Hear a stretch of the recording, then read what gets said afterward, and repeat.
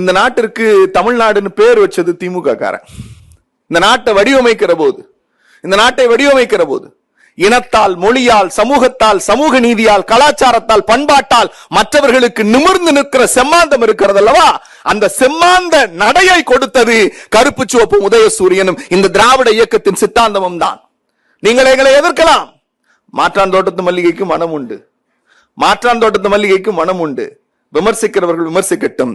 எங்கள் தலைவர் சொன்னார் என்னுடைய ஆட்சி என்பது எப்படி என்பது என்று சொன்னபோது, ஏன் நான் ஒரு விடயத்தை சொல்கிறேன், இது எம்ஜிஆர் ஆட்சி, புரட்சி தலைவர் ஆட்சி என்று சொன்னார்கள். அம்மையார் ஜெயலலிதாவை புரட்சி தலைவியின் ஆட்சி என்று சொன்னார்கள். ஏன் கலைஞர் ஆட்சியை கூட முத்தமிழறிஞர் கலைஞர் ஆட்சி என்று சொன்னார்கள்.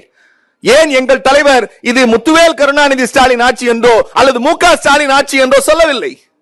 இந்த தலைவர்கள் சொன்ன பாதையில் இருந்து விலகி இது ஒரு இனத்திற்கான ஆட்சி, இந்த இனம் திராவிடம், இந்த ஆட்சி திராவிட மாடல் ஆட்சி என்று ஒரு இனத்தை அடையாளப்படுத்தியது எங்கள் தலைவர்.